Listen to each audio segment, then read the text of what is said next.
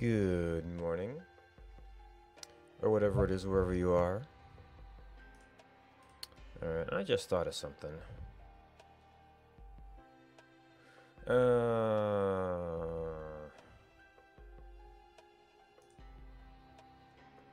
might actually kind of work.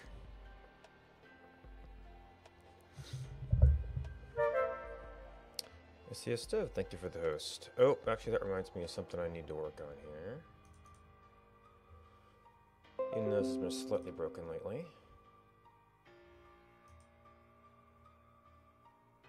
Yep. My little Michael arm is not getting mic status updates currently for some reason. Alright, we're gonna have a crazy recursion for a moment here.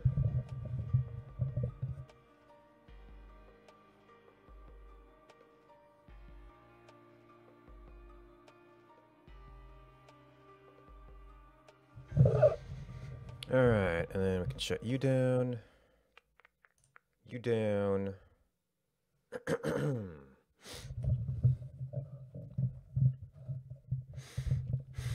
Alright, so this might be a little bit of a short stream. I've got errands to run this afternoon.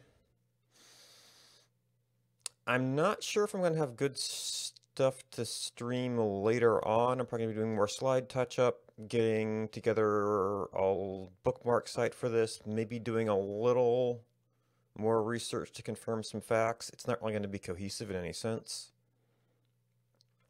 I prepared all the slides yesterday, so now I need to be working on this. One of the things I discovered yesterday, or this morning, is that I never did get around to replacing my remote.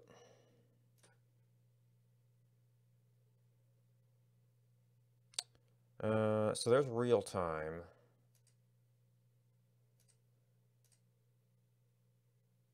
I can rearrange the existing elements. Can I...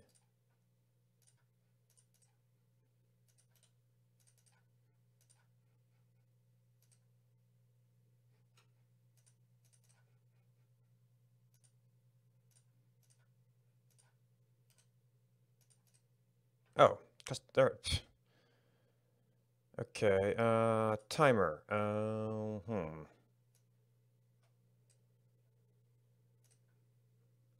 Alright, so this is going to be less useful for me in general. So that's usually the thing I'm keeping an eye on.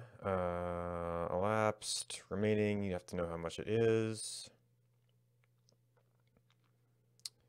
I never end up using presenter notes. And that's how we get out of there. And the navigator is the miniature version of that lets you jump to a slide if you need to. Unfortunately, I'm not going to be able to look at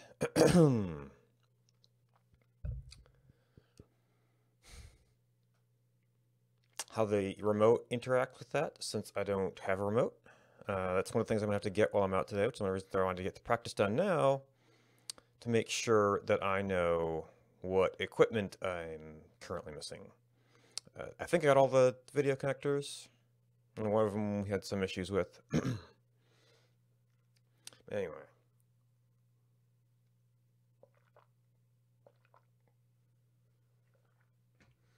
Alright, so this is I decided I need to copy the title slide for like during setup times, even though we're going to start with an outline. So this is actually going to be more of a double tap. Alright, so we have a number of... I should just go ahead and say that I've decided to organize the themes I want to talk about under some of the major threats that are affecting authentication now. One of those is theft of the server database. I actually need to update this size, but that should be refinement. Theft of the server database. So that leaks our authentication information along with other things, and I keep wanting to talk about the things themselves, which we see every day. Passwords with passwords authentication in particular, people just have weak passwords, which sort of multiplies the issues with lost databases. Even if we give people secure authentication, we have to figure out how we handle losing that information and how we make it manageable if they have actually lost their authentication information and someone else now has it. So what I want to do is talk about next generation authentication. This is going to be sort of centered around a particular version called SQRL or SQRL, which I have been following a bit because of my own frustration with passwords and have the issues with securing databases and such. So the caveat here is that this is also acting as a filter on both the information I'm paying attention to and that I understand and know about, and as well as sort of how I'm structuring things. So this is not meant to be a comprehensive treatment of responses to these threats. It is, only in response to authentication and heavily filtered by the parts of that I understand. Hi, I'm Wonderful. I do cool stuff with things. You can find me here, and I'm going to have links to anything I cite, which is what I have to do this afternoon. So you don't have to worry about writing anything down now, necessarily. So our first subject is going to be theft of the server database. I don't necessarily need to tell you about this. This is actually some stuff I grabbed from a couple years ago, and there's no shortage of new instances since. This is bad in general. This is bad in general. What we know is that security and systems and security of systems is never perfect, and many, if not most, systems are actually much less perfect. So there's a lot of problems with this, which is part of those things I said I'm not going to cover everything. So for instance, you might want to encrypt your database so that other information is not as vulnerable. But I'm talking specifically about the authentication portion right now. And one of the issues we have with these databases is that the databases are storing shared secrets. So if the database gets out, the secrets are now shared much more widely, which you just don't want to do. And as Benjamin Franklin is supposed to have said, 3 may keep a secret if 2 of them are dead. I might actually want to reverse those. So ideally, we would want to not share secrets with our server or anybody else. We want to give the servers, in short, nothing to lose. And one of the ways we can do this is with public and private key cryptography. This allows us to say that the user will have a private key, which will hopefully stay private, while they give the site or service a public key, which as the name implies could be public, doesn't have to be, but I mean it could be posted publicly and it would not really compromise our security at all. The private key allows us to do certain operations called signatures, which given a public key and a signature, you can say that it matches the key that we believe, that cryptographers believe, that only the holder of the private key could have made that signature.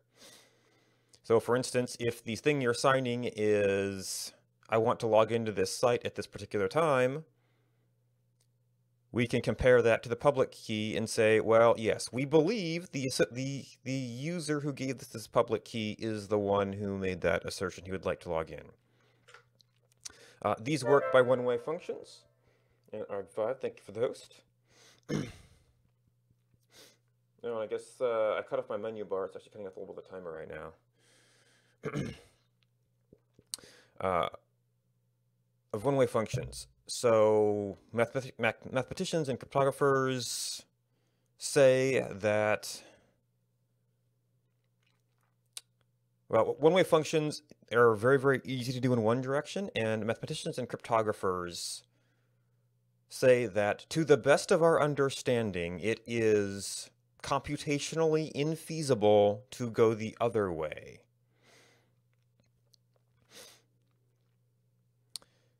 So the private key signing something is sort of that one-way function, but they've also chosen these systems such that it has the property that you can still observe its relationship to the public key. You may have encountered this in the concept of SSH, or secure shell. These particular four uses of public-private key cryptography, and if you've used SSH, you may have had to make a key pair. You may have observed, having to recognize new signatures from services you connect to, or new public keys.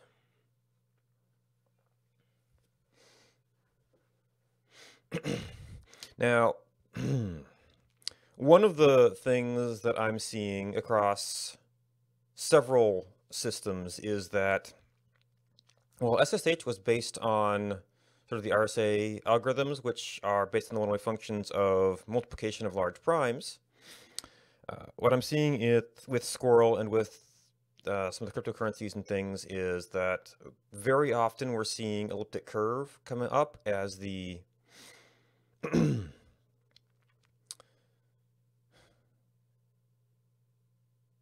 the particular form of encryption used. Now, there are a number of different versions of this. I know for SQRL, it's a particular curve called ED25519, which it's like 255 and 19 are referring to some of the factors used in determining the curve. And I believe it is approximately that one right there. And to the best of my understanding, which is, I'm not a cryptographer, but as I understand it, the concept of elliptic curve is that a point on an elliptic curve is that a key in an elliptic curve is a point on the curve. And given any point, you can take a tangent to that point, which will give you a different point.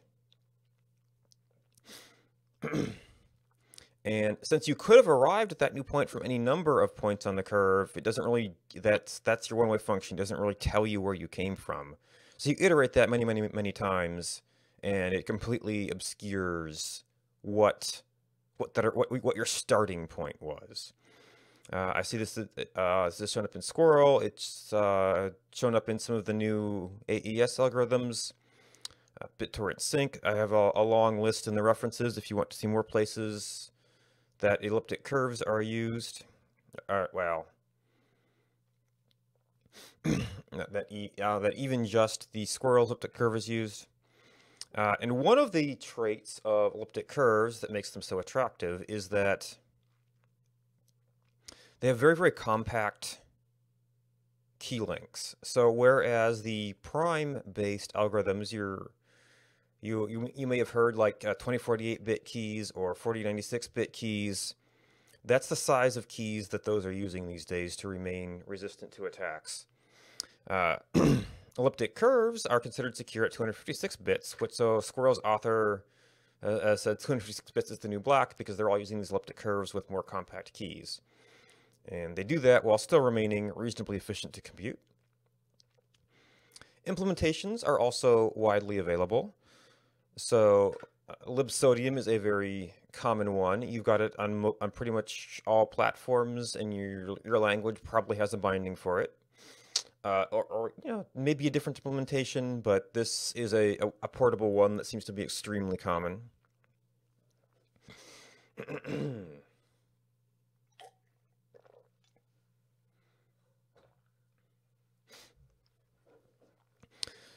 So let's summarize this. So one of the ways we can address theft of the server database is to use public key cryptography. And very often you're seeing this done these days with elliptic curves, but by no means exclusively. I know Ethereum is using something called KEKAK, which I have to double check if that's actually related to elliptic curves. Anyway, also I have to do research on. In particular, the current systems tend to be based on passwords, which are just, people tend to use weak passwords. And we know this because so many databases have been compromised, and we've seen what passwords people are using. And it's not pretty. We see weak passwords used. We see these same passwords used over and over and over again. So just turn it into a table and try a bunch out, and hey, you've got access to a site. If you don't use, and I've actually lost my password schemes slide. And if they are not reused, then people are, trying to create actually good passwords. Well, if they turn out if you actually create a good password, well, now it's harder to remember, and people lose their passwords. Or figure, oh, if I want to only have one password, then I want to reuse it, and we're back to that problem if it ever does get lost in a database somewhere. So one of the current solutions for this is just use a password manager. If you don't, please look into it and compare it to what you're doing. It's a pretty good solution with the world we have today. So a password manager will help you generate good passwords and then keep track of that list of passwords for you. One of the principles in security is that, or authentication is it's based on something you know. So for the password manager, this becomes the one password. Or, well, this is passwords essentially. But what you do is you have one password that you know to your password manager. Something you have. Now, this is best when it might be, say, a hard-to-replicate hardware device. It could be your password manager's database, which, someone would have to get that file. They can't just go to a website. Even if they get your password manager password, they can't just go to a website and log in. They also have to get your password manager database. Now, ideally, these are, hardware tokens or something more unique. They also have the idea of something you are. You see this a little bit with biometrics. So, for instance, you could also authenticate to your password manager database with your phone's fingerprint sensor. And we're seeing a little bit of this, but there are caveats to this. For instance, if somebody loses a biometric database, you can't really change your fingerprints. So, this is definitely out there. It's a thing. You have to be a little bit careful with it. But one of the additional things that password managers can do is, especially if you've got, like I say, a browser plugin, is they actually allow you to, in addition to copy pasting, your usernames and passwords, they can actually form fill for you. At which point the password manager starts to become an agent, which is another theme we see. So you've got password managers acting as agents. Individual sites and services are creating, apps that will, they'll push, you say, I want to log in with such and such service. They will push notification to you and say, oh, well, did you really mean to do this? And this is something I actually need to find better examples for.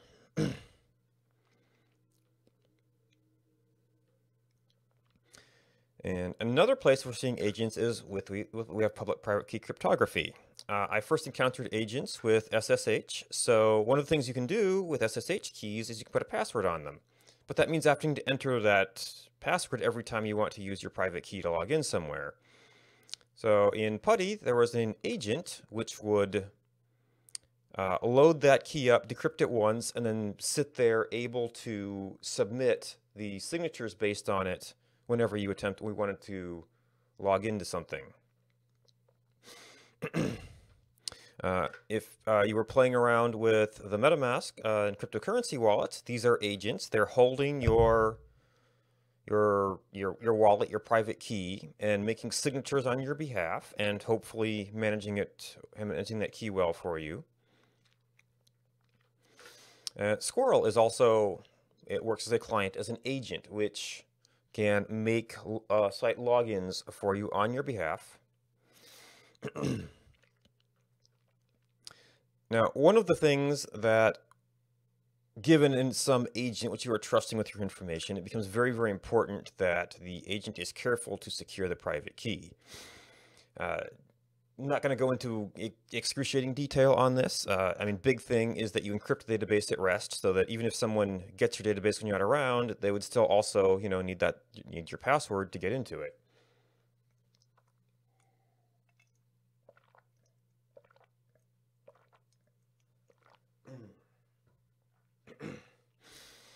And we could, I've been following, for instance, the great steps that SQRL is going through to try and make sure that this is good encryption.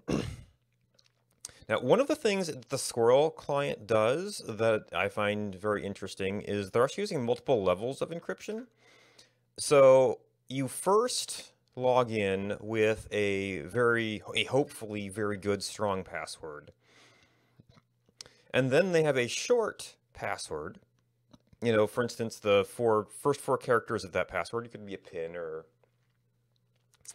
perhaps a few on perhaps a phone could use a fingerprint that will let you very quickly re-authenticate. And in the SQRL client, this actually re-encrypts the private keys with faster encryption under just this very short password. But if there is any failure on the short password, it removes that, and you're back to having to do the slower decryption with the longer password, which is going to be much harder for someone to try and brute force, for instance. This is where I start running out of water.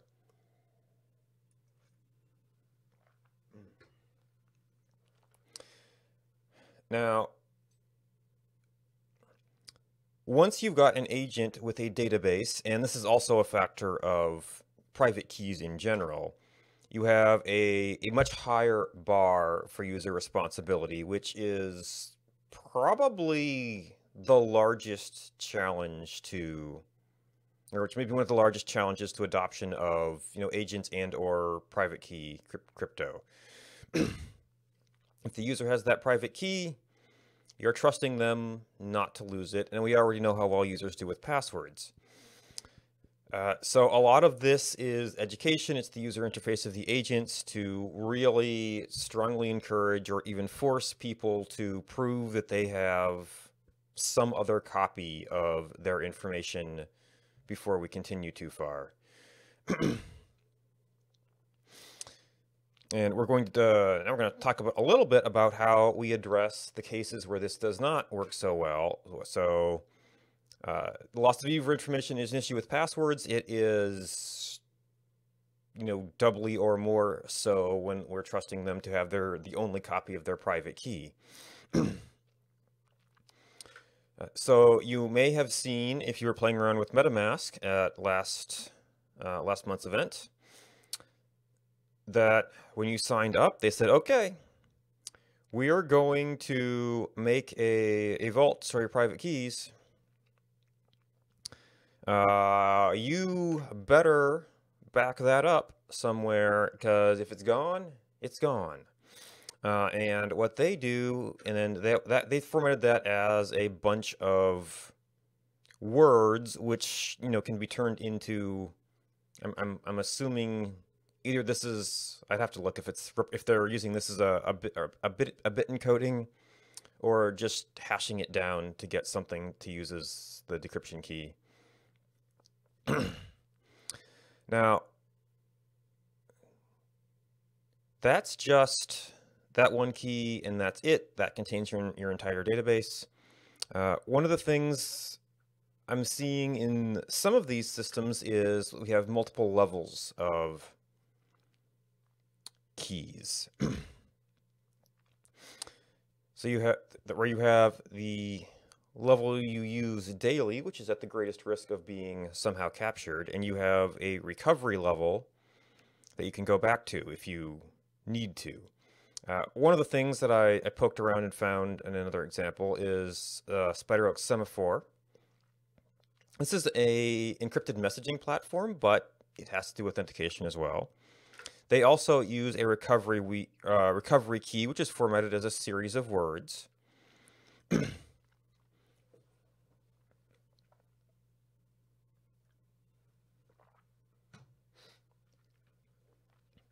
And they take that, and that gets you to your identity.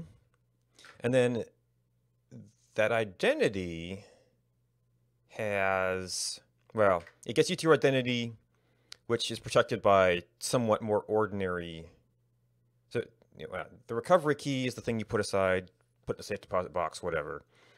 You get a daily ID and login information, and that then contains a key ring with the that creates an account, which has the key ring, which has all of your daily use, signing and encryption keys and whatnot. SQRL has a very, very similar system. You have your identity unlock key, which they ask you to back up, either in a safe file or even printing out as a QR code. Now that is an encrypted file, which also has a recovery code that you should somehow write down or copy, and perhaps even keeps at a separate place. So, you might keep the file somewhere, just on a USB drive or whatever, and then put the recovery code in your safe deposit box, or whatever makes sense for you and your level of required security. But the identity unlock key is then related to the identity master key that is actually used on a day-to-day basis to log into sites and whatnot. And usually the client is only ever, handling or using the identity master key, so that is your somewhat more exposed data. I think I'm actually running a little bit slower today. I keep stopping to do digressions.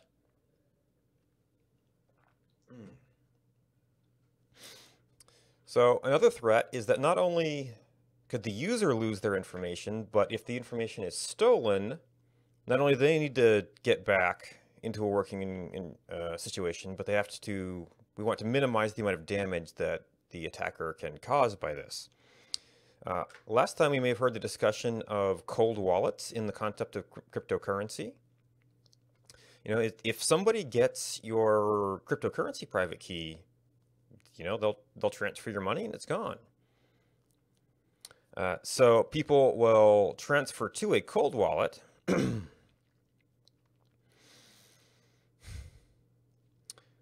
which can be done with only the public key, and then very, very rarely, warm it up to transfer money out. That gives them a degree of separation of their, accounts. But in other systems, we actually have multiple levels of accounts. Where you have your sort of recovery accounts that have very high privilege to manage and replace the lower level daily accounts. So, to somehow replace or rotate keys. So in Semaphore, for instance, the account is a separate object from the key ring, and the key ring contains your signing key, your encryption key, and all of the other things you really need to process your account. So if your account is compromised, you keep the same ID, and it just rotates the key ring and says, okay, well, we can't use those keys anymore. We will use these keys instead, and the attacker will be essentially cut off at that point. SQRL, since it really only ever performs signatures, doesn't really have a concept of a key, it has an explicit key ring. When you update, you say you are replacing an identity. So you go back to your identity unlock key, you rotate your identity master key, or replace your identity master key.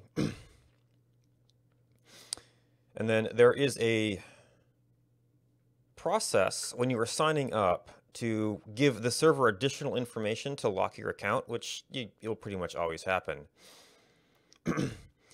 And then that is it's essentially a public key signature. Well, it functions as effectively a public key, or is a public key which allows for your identity unlock key, that allows you to come back and say, or technically, there's you take an identity locking key, but that's too much detail. You say this, I have this locking information. It's, to oversimplify, is a public key signature for your identity unlock key,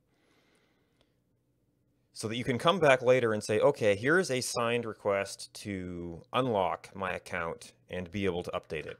So in every SQRL request, you can identify not only a current identity and matching signature, but a previous identity and signature.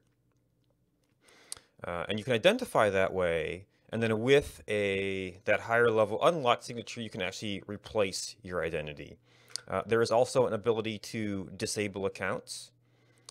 So you can disable, and I might need a build here, with the identity master key, which is your daily use key. So if you believe you were attacked, your information stolen, you can quickly go around and disable your major accounts to try and to prevent damage. But to re-enable that account and to replace your identity, you will have to go to your safe deposit box, get your recovery code, get your identity unlock key, and re-enable all of your important accounts. So in review, we have theft of server database, which is answered by using public-private key cryptography, so there are no shared secrets. As I said, that's not complete. You may still want to do encryption and things because of other important information. We have weak passwords, which we start to answer by using agents as well as private keys, so that to reduce the amount of information users have to manage, and to also manage some of the additional things we're doing, like assigning keys and such. We have we protect against loss of user information by having offline keys and multiple levels of keys and encryption.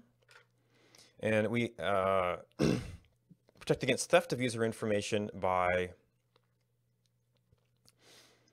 having multiple levels of accounts, so that the users have, their own recovery information to fall back to in case of issues, both loss and theft, and to override and take back their accounts in case of a theft.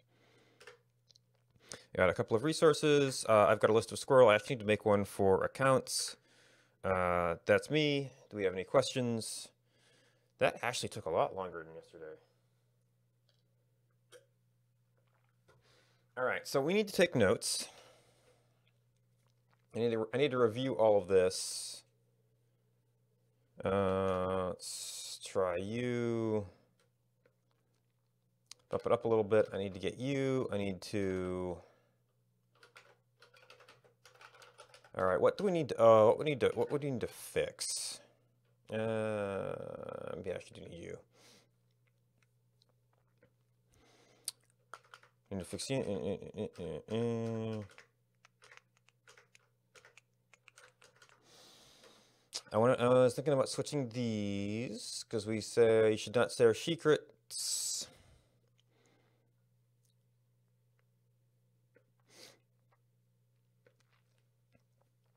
Transcript is bad. Humor point. I lost one of my. Maybe I deleted the wrong one.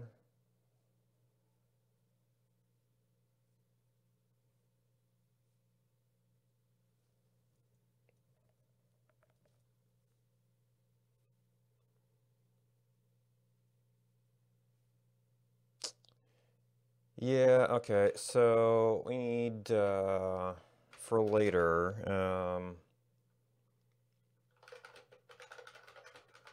well, actually, I could probably just recreate it.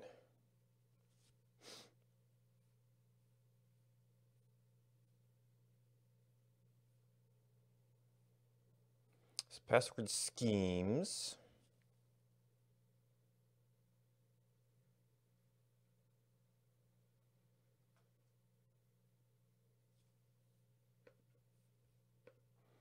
Add slide, we had one for comic.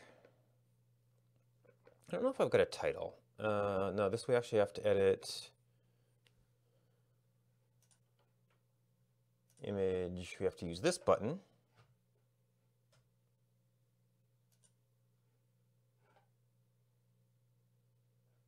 Do I have a subdirectory for xkcd?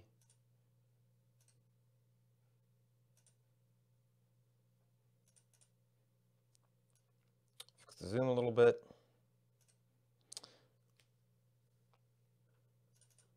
So we have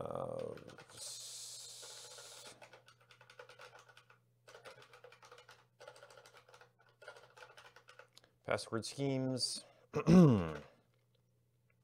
No, actually I was going through it in Zoom, wasn't I? Yeah. Password schemes. No, I zoomed ahead. I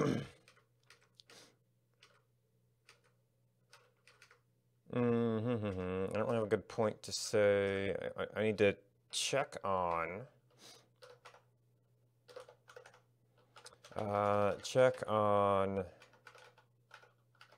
Ethereum signing algo.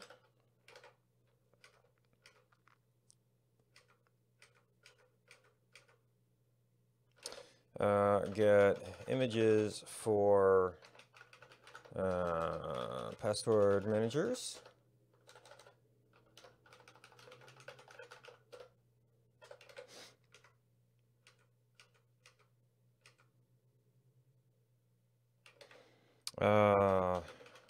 Search for mobile push authentication. I also wanted to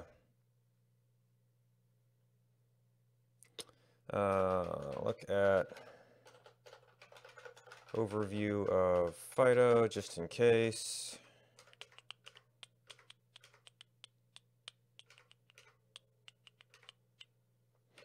I should probably do something at user responsibility. Out of band recovery.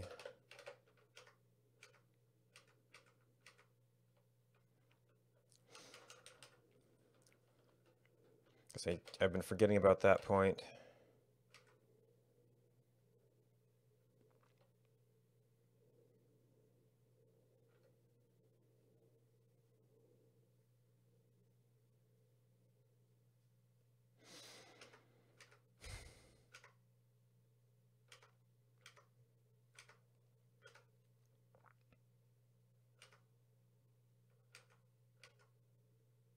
Oh, I wanted to remind myself how SQRL ID replacement works.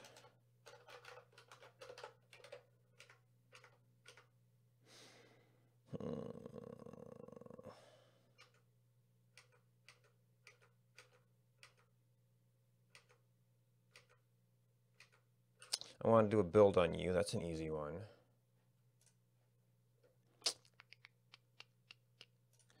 Animate. Build in.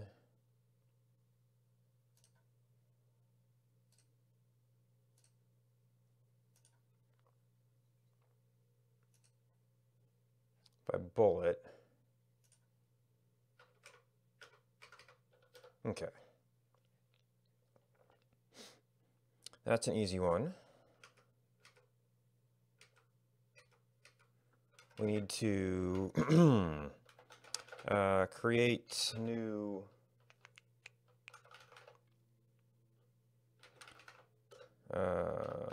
linked list.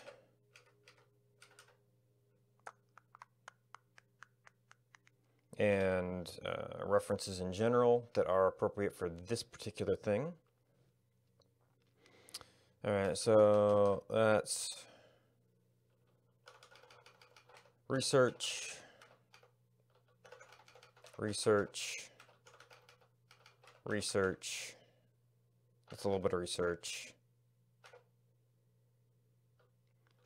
That's just a slide update. I want something, because I keep forgetting about it.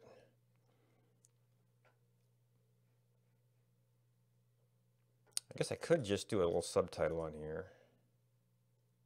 Someone does not have a setup for a subtitle, unfortunately.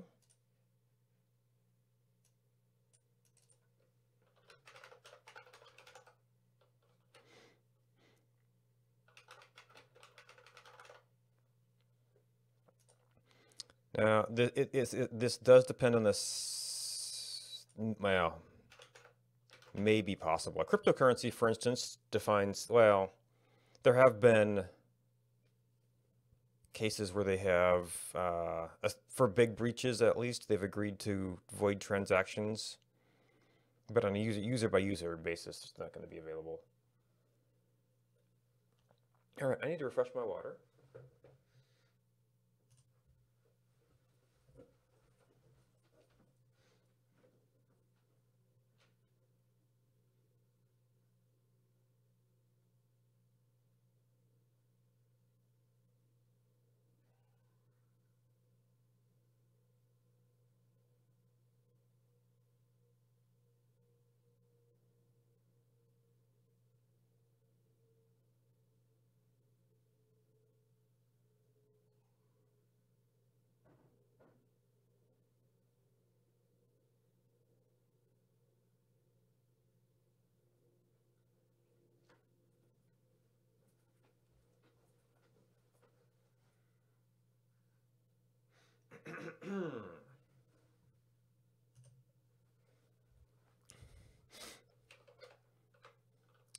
All right, out-of-band recovery.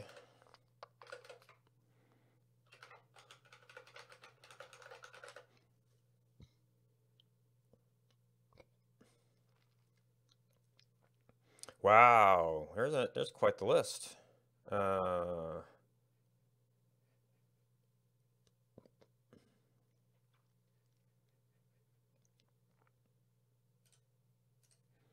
That's actually sort of cool.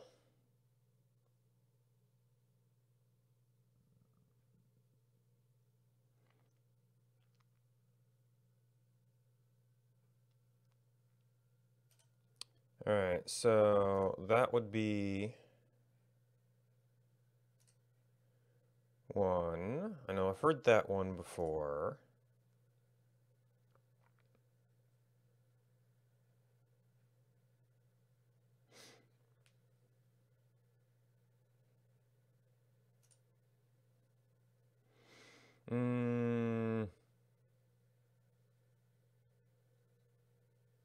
Oh, these are all commercial.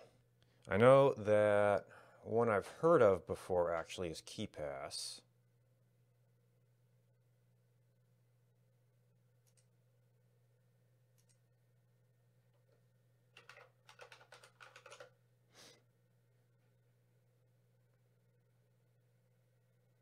Ah, okay.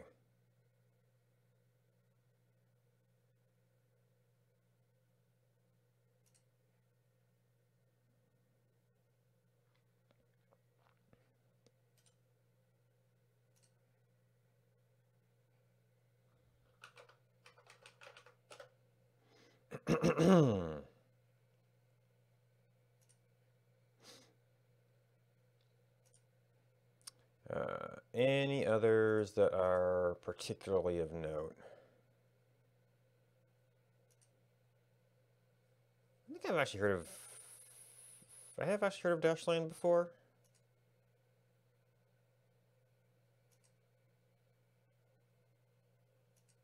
And this is just supposed to be a sampling, not a complete list. Are you in this one?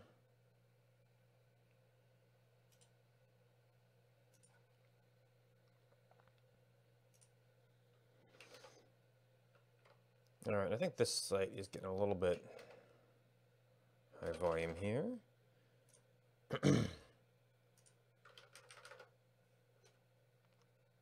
All right, so that's the grabs.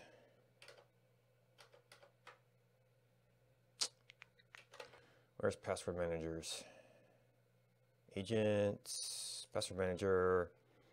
You're gonna change master.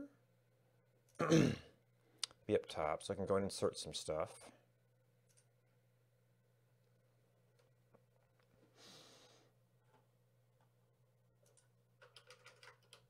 Can I do multiples? Oh, those are small, aren't they? We'll have to see how these blow up. They might... Yeah, these are gonna... And it's probably good enough for my purposes, but... I could probably find better versions of those.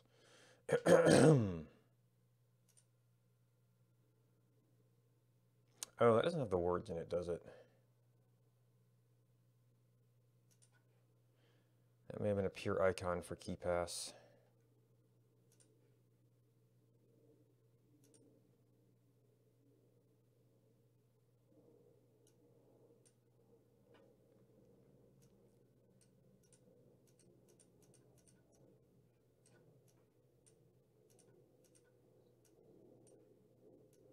Wow, that's like, I think I selected the wrong thing.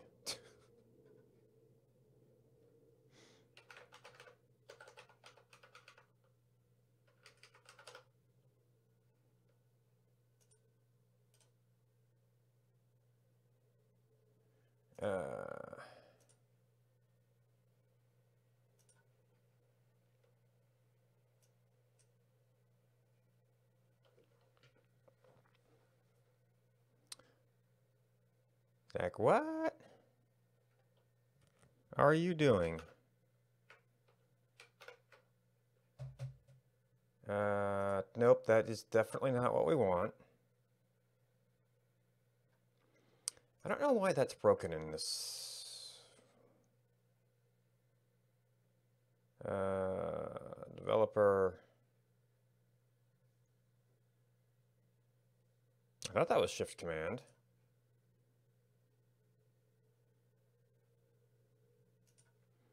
So what the heck is going on here? Trans.png. Oh, are you doing...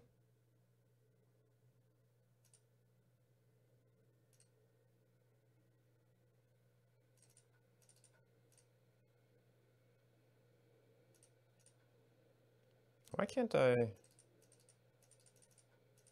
I'm doing it as a background.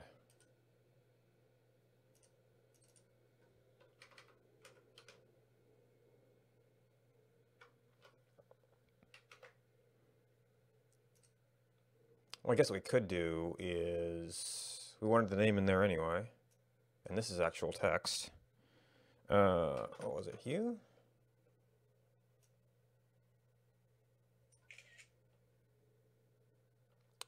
No thanks. Now that does complicate things because we actually have to... Do we have a desktop? Yep.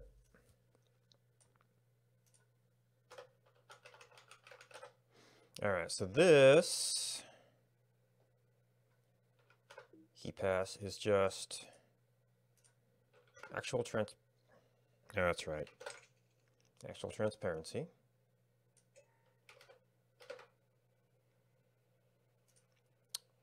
Insert.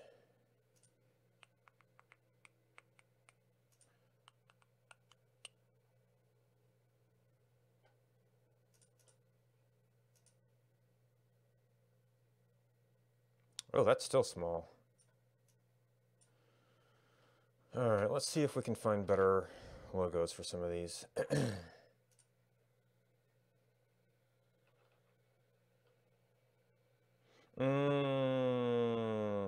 Okay, I'm not signing into LastPass now.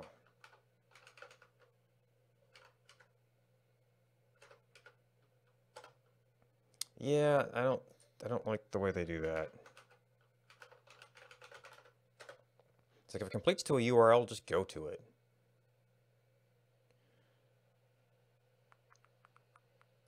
All right, that should be a little bit bigger.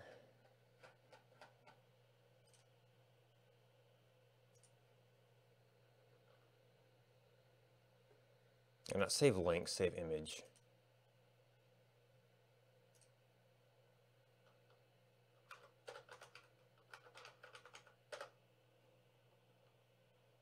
And man, these sites will spin you. All right, so we also had, well, these might just be, might as well just be doing this.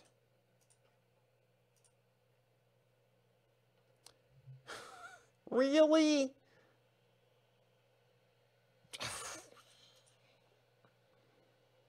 How hard is it? Maybe there's a sublink for that. Okay, so that's a logo. It's not.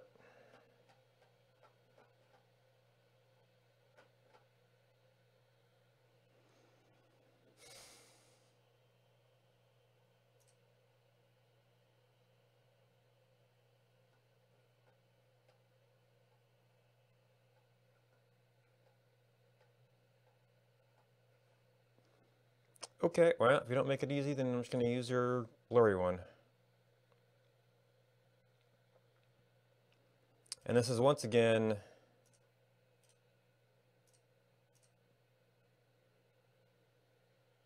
can I write it like that? Oh, no, this is going to be Wikipedia. No, actually that was, okay. It's a dark logo.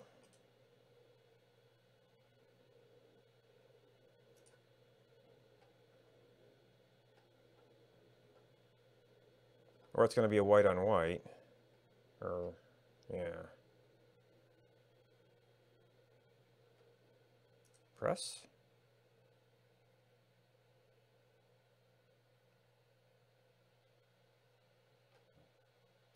Oh, this is what I probably should have been looking for.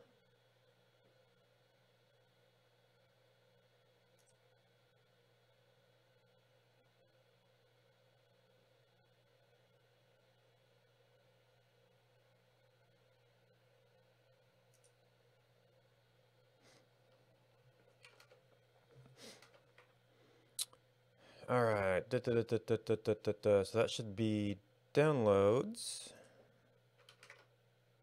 Or I guess yeah, I could do a quick look at that on 1Password as well.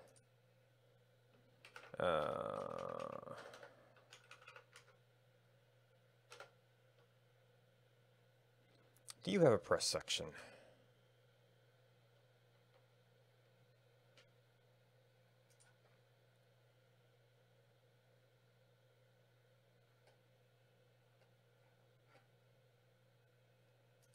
Design resources?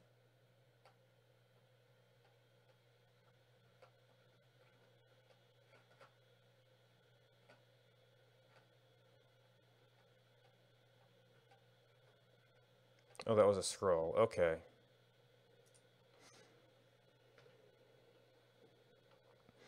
Well, that's a big press kit. Well, while you work on that, let's download. All right, so we got Dashlane, we got LastPass. Really?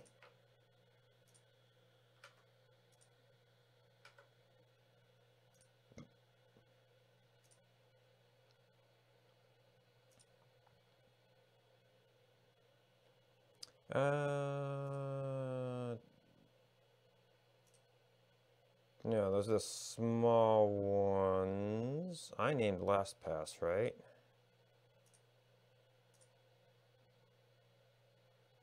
Well, that's still pretty small. But it's decent. All right, insert, choose.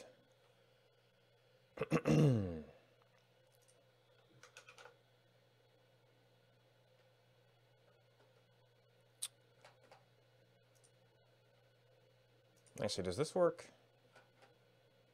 Yeah.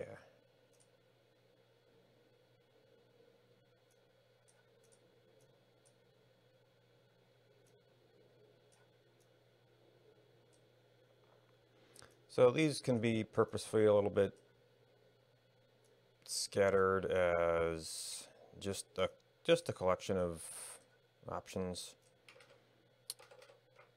All right, you guys are almost done.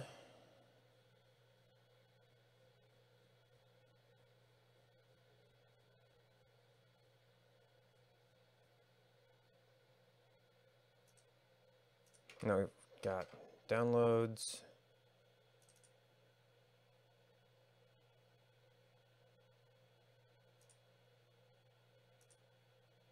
Scenes, logo sketch.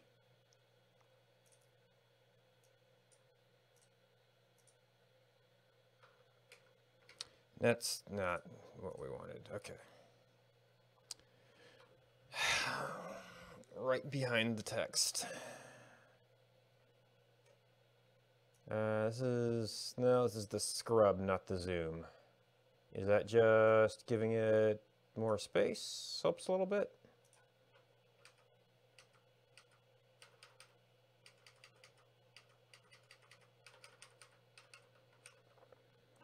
So we want 1Password black.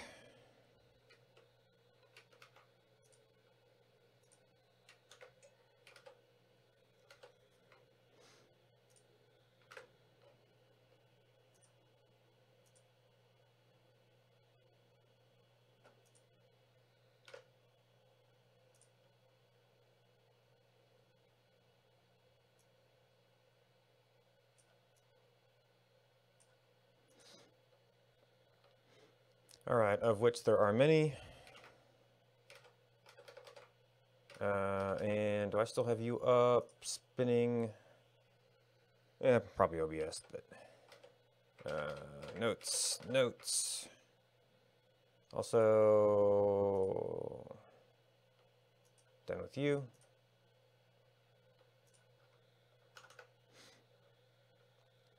All right, I don't know if I can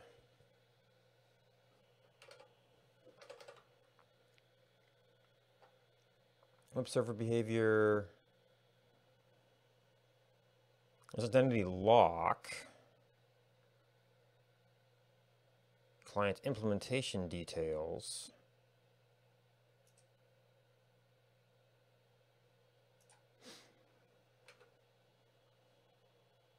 Allowing for a changeable password.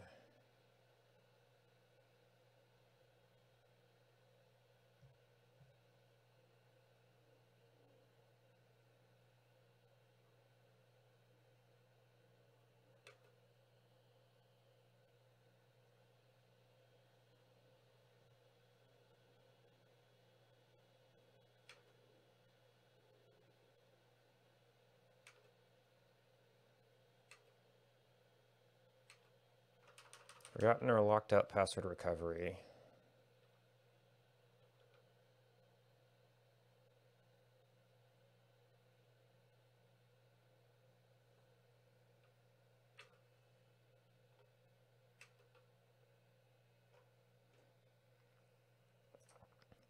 That could be interesting. Okay, this is mostly to be rewritten.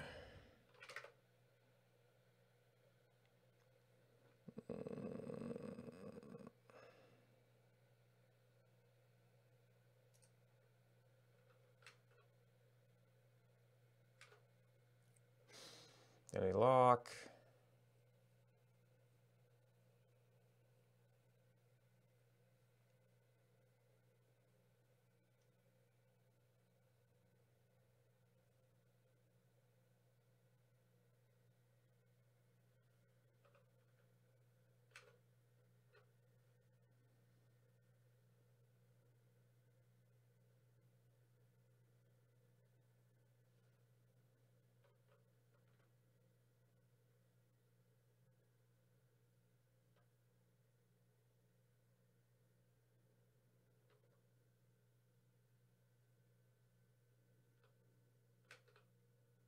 Okay, yes, this is the actual lock protocol. Maybe there's not actually a derived relationship.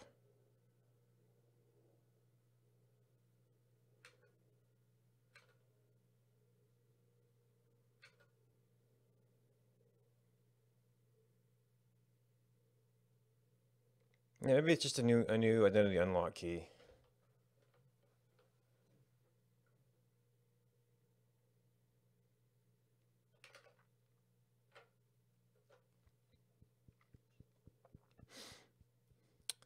All right, now I need more references, and yeah, I need to do another rehearsal and wrap up so I can get my errands done, and then maybe deal with some of this stuff later.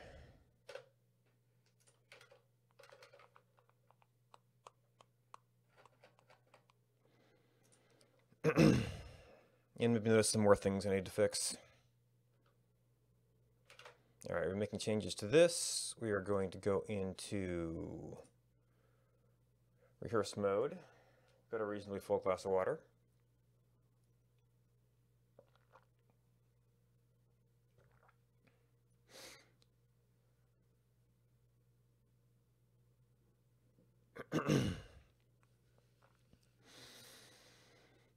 Okay, so I have some ideas that I want to talk about, and the way I ended up organizing them is with a series of threats that we address.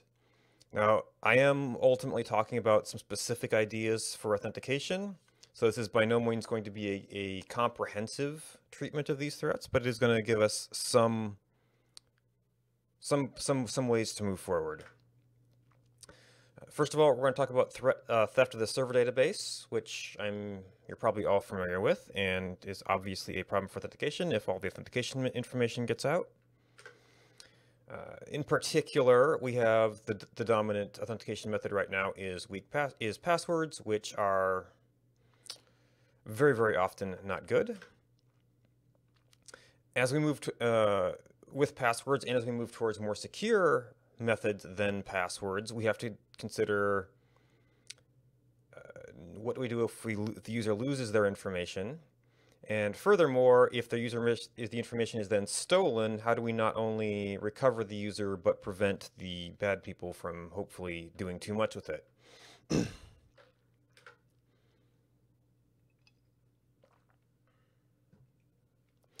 So I'm going to be talking about some next generation authentication. This is going to be heavily centered around a particular authentication technology called SQRL that I've been following a little bit. So this is very, very much going to be kind of filtered and directed by the pieces of this where I've seen similar trends elsewhere in related things. I haven't necessarily been paying attention to or understand other authentication technologies. If you'd like to talk about them, great, but I might not have good answers right now. Hi, I'm Wendable. I do lots of cool stuff with lots of cool things. I've done everything from microcontrollers to database-backed websites. You can find more about me here, and I'm going to have links to references there, so if you need to look up more stuff later on. So the first threat we are going to talk about is theft of the server database, which I don't necessarily need to tell you a whole lot about. If you are not aware of this, a few searches will find plenty of examples. And while this has a lot of problems that I'm not going to talk about today, for instance, authentication isn't the only information in a database. You might have personal identifiable information that you might want to be encrypting or something. But the big problem is that, password authentication, for instance, will keep secrets. And as Benjamin Franklin has supposedly told us, 3 might keep a secret if 2 of them are dead. So authentication is secrets that should probably not be shared.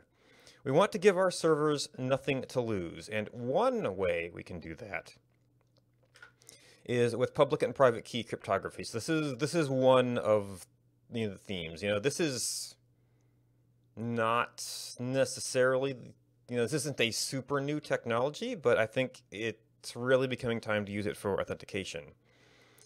The idea is that given a private key, a user, or using software, a user can make an assertion, called do an operation called a signature, signing some challenge,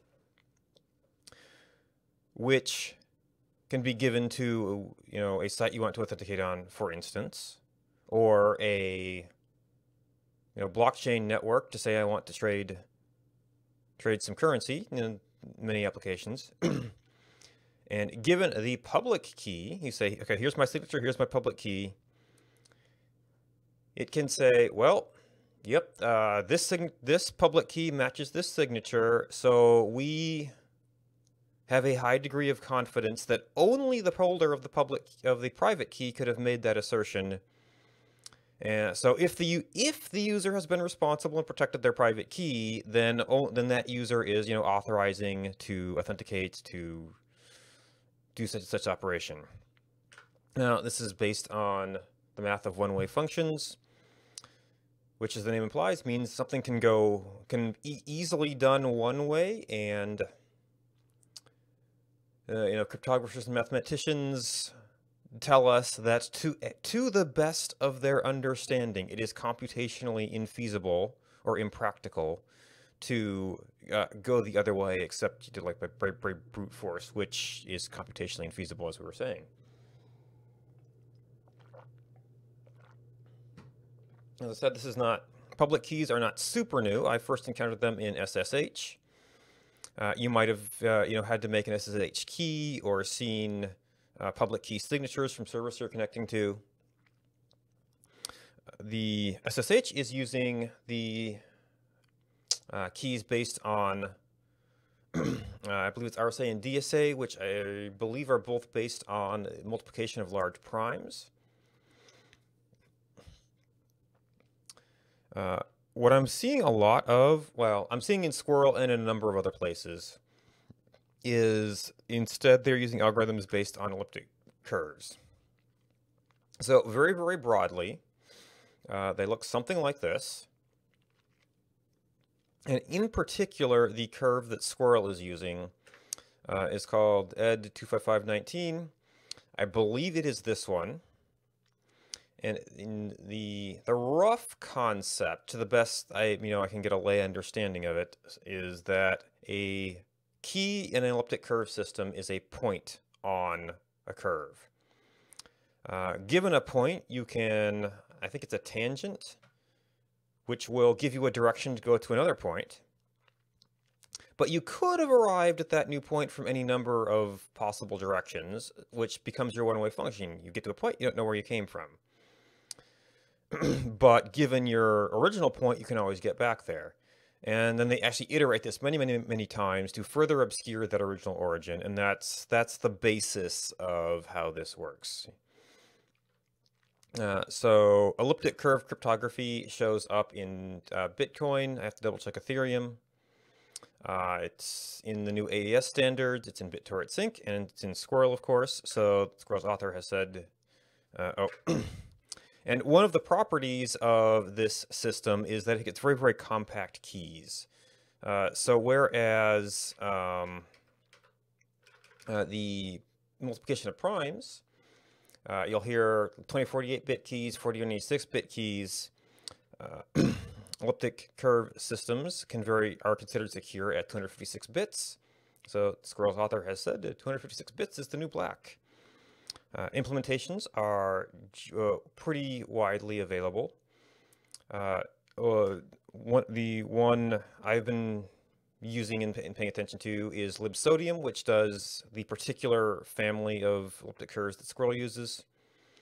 It was designed as a portable alternative to a previous one called NaCl. It is available for most if not all platforms, and has bindings in a wide number of languages. And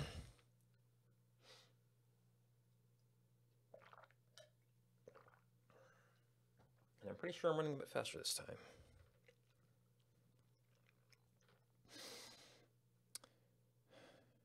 So that is one way we can answer the specific issue of authentication where we're concerned about possible theft of the database, is to use public key cryptography. And in particular, elliptic curve cryptography is getting a lot of attention right now. Now, with our current systems, what we have is we have passwords, and in particular, we have a lot of very weak passwords. We know this in particular because so many databases with weak and poorly protected passwords have been lost, which tell us something about what kind of passwords people are choosing. This leads to all kinds of password schemes. You may have heard correct horse battery staple.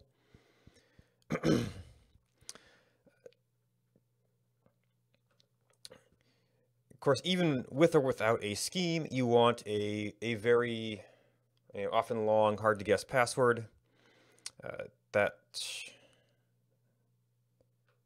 So both good and bad passwords tend to get reused, so you don't have to remember as many of them. If you do have a lot of them, you can very easily forget them.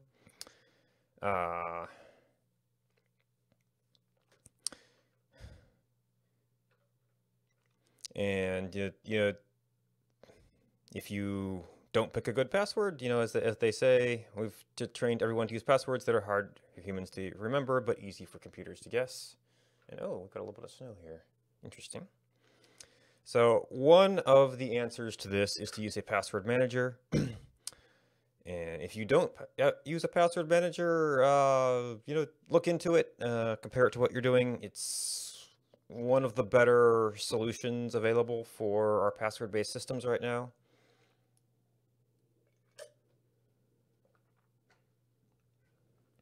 A password manager will help you generate good passwords, and it will help you remember those passwords in a local database.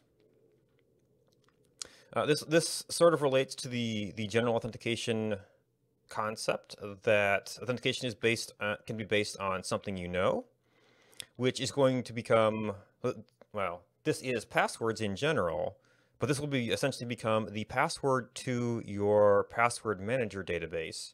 But you only need one of those, so it can hopefully make it a good one. Something you have, which is the password manager database. So whereas with a website or service password, if it's internet accessible, someone can just go keep trying passwords on it. But now they would also need to somehow get on your computer and get your password manager database. And something you are is another option. We're starting a little bit of this with fingerprint readers and face recognition. It has challenges. For instance, if someone created a database of biometric data, that database could be stolen, and you can't change your fingerprints too easily. But it does have uses. You're seeing it in phones and other places currently. It could, for instance, be used as a way to unlock your password manager.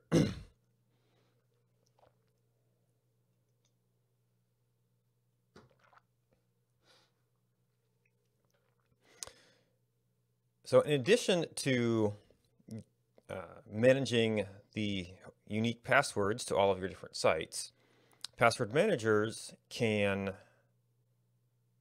oftentimes fill in information on sites for you, at which point it starts to become more of an authentication agent, actually, filling in fields, logging in for you, managing all of your information.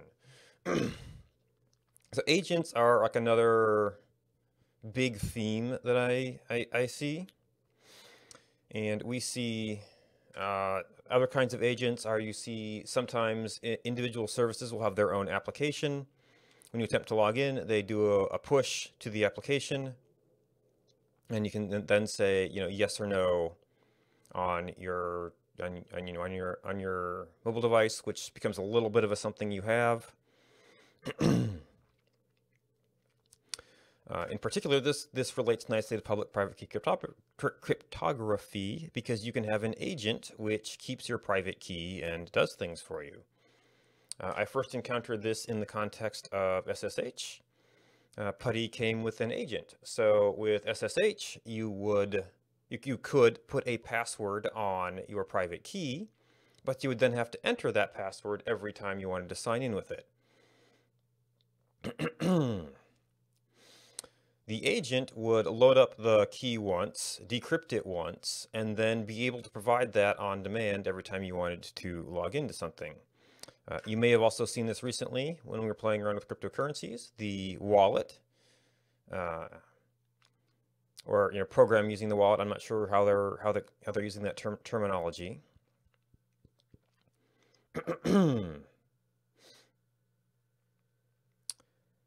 Maintains your private keys for you and makes signatures and transactions to the blockchains on your behalf. SQRL also acts as an agent. It maintains your keys. It interacts with the authentication protocol on your behalf. So this is one of those themes I'm seeing. Now, when we have agents, it is important that they secure the private key. This usually means encrypting your password database, your wallet, your authentication keys. And one of the things that I've seen in SQRL and that I might like to see more of is the idea of multiple levels of sort of local authentication, local encryption.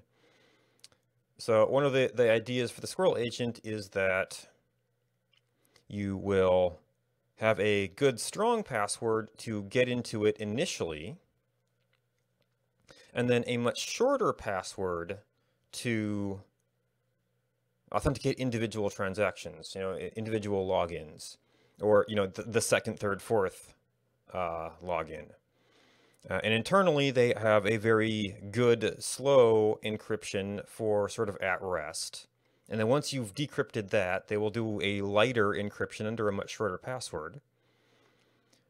And then if you make a mistake in that short password, then it erases that light encryption and forces you to go back to your big long password, which gives the shorter one, a degree of brute force resistance, at least. You also see this a little bit with, I know at least iPhones will have a password login, at startup in every couple of days, and then you can use your fingerprint to just unlock it every time. And that gives you a little bit of,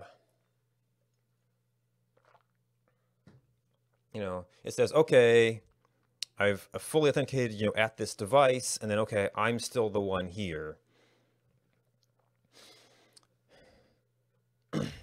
Now, even with all this, we still have a much larger degree of user responsibility when you're looking at agents and private keys. And the user is responsible for their password database. In a password manager, the user is also responsible for their private key. And the way this cryptography works, if they lose the key, that's it. If you lose your wallet, your cryptocurrency is gone. In some cases, out-of-band recovery may be possible. For instance, in an authentication scenario, the site, you could call up customer support and... Actually, I might want to move this back to loss of user information. It's sort of a bridging topic. I think I might want to switch that. So we have loss of user information. We can talk about how user responsibility is important, but out of band is getting ahead of myself. Anyway, so maybe I actually want to talk about out of band here.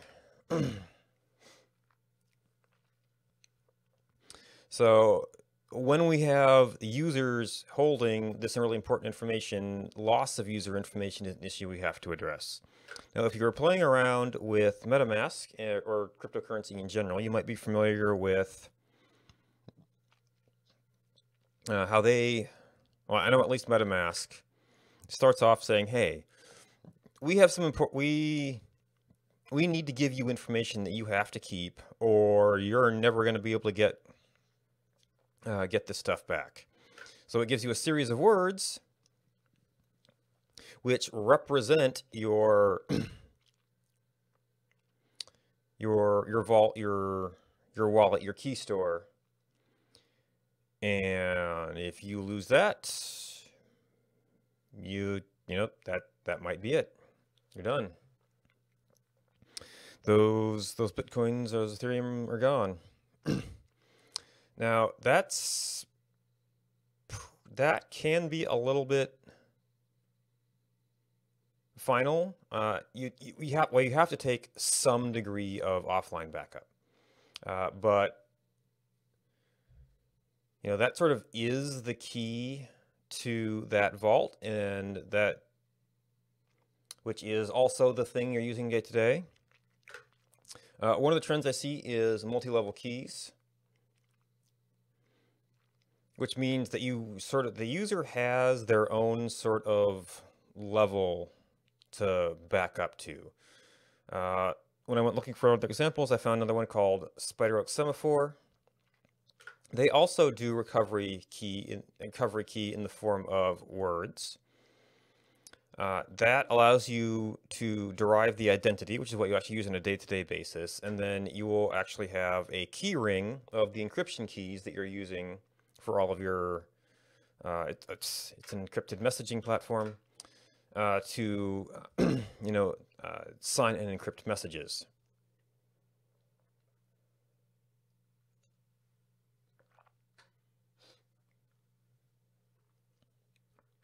Maybe I need to actually put encrypted messaging on there.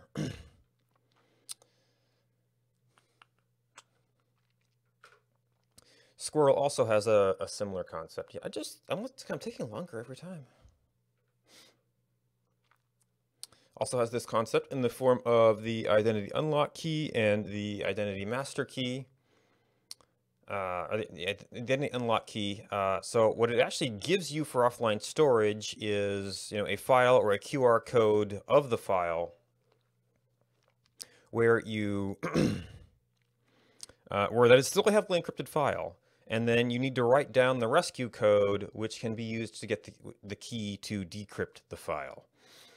The identity unlock key is used to derive the identity master key, which is what you actually use for the most part in your day-to-day processing.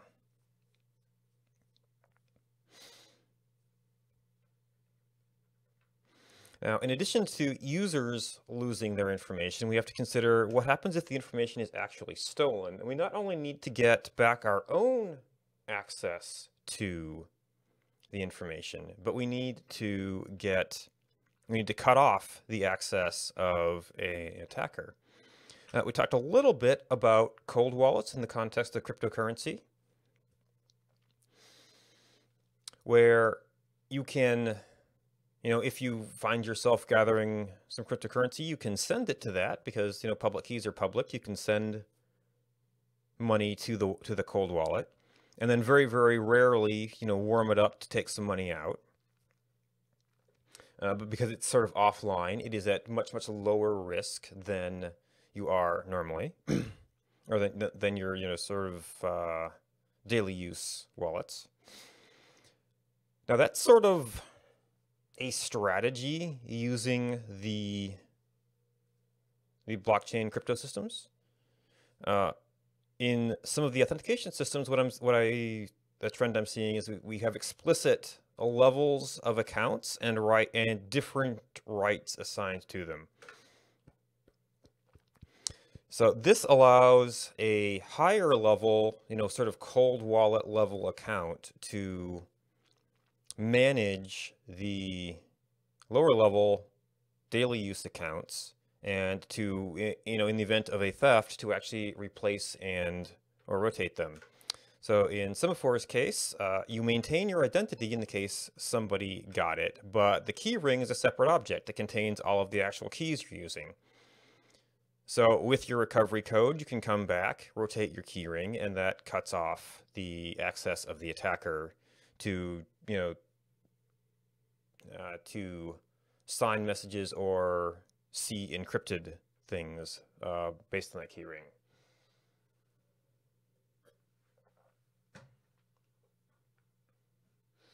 I'm out of water again. SQRL also uses multiple levels of accounts. We talked about, we have the identity unlock key and the identity master key.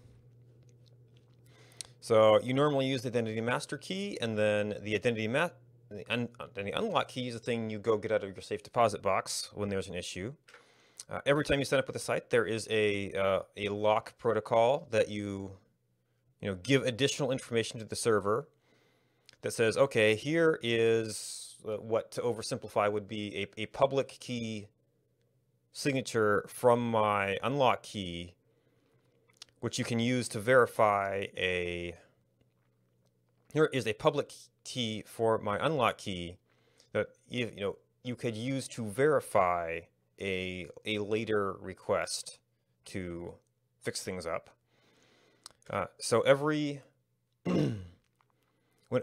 time you talk to a SQRL server, you have the option to provide not only a current identity, but a previous identity and their matching signatures.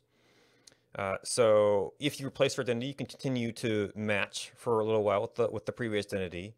And then if you have your unlock key currently present to go around and fix things, you can say, yes, it is really me. I have the ultimate authority. Please unlock the account and replace my identity.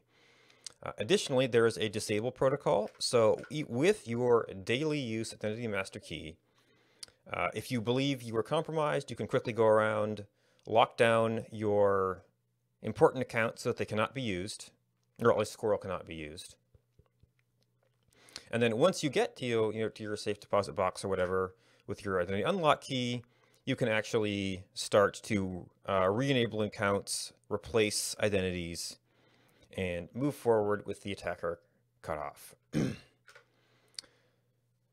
So today we talked about being out of water,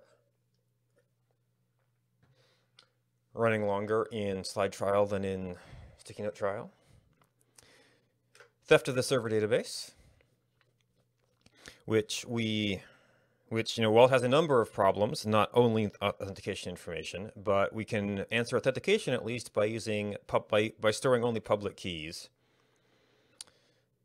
using public crypto,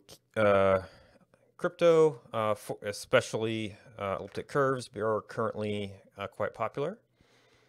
We answer weak passwords with agents, password managers for now, and hopefully private key managers in the future. We tackle loss of user information, especially those private keys, with having multiple levels of accounts and encryption, and really encouraging offline storage of important information. But although it is still up to the users. And we address theft of user information by giving users their own recovery codes with levels of access and rights, so that the things that are most likely to be stolen have sort of the least privilege and to be overridden by the other accounts. Some resources we can look at, which I have to actually make the new list. I've got some SQRL resources. I've got some other references for this talk. That's me. I'm Wonderful. Are there any questions? All right, so that is that. I do want to get a little bit. I want to keep my lunch schedule in sync with my dinner schedule because, well, no, actually that's tomorrow. But I still have a lot of errands I need to do today. And I hopefully want to be able to come back and, time allowing, do some of this other stuff. This is more of a to-do if time allows. But it's far enough on, and I'm far enough at a time that I do want to get going, have lunch, get groceries, get a remote, and then I don't know if this grab bag of stuff will be worth streaming. A lot of it's just going to be searching and research, and occasionally looking through the SQRL list and dealing with my own stuff. So that might just be off for today. Thanks for hanging out. Actually, let's just go ahead and get this thing off since I'm going to be sitting down, going outro. So get ready for the infinity room. Kill that. All right. Thanks to anybody out there. Thanks to Stormy Ice Leopard, One Jellybean, Catnox, NGLGZZ, SESDev, Osterat Gaming, Arg5, McGrime for hosting me. Let's see. I'm probably going to be doing more of this tomorrow morning.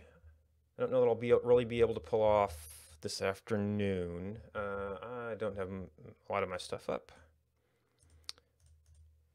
Let's see. Can I make? Well, I'm not going to have anything terribly related for recommendations. I don't know. There's a lot of that on Twitch right now.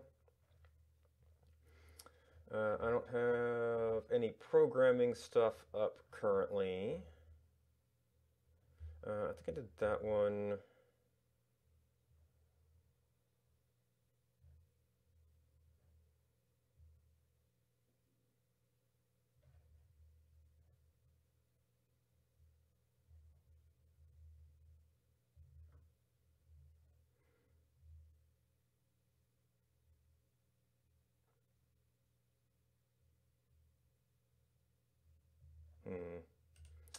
How about this?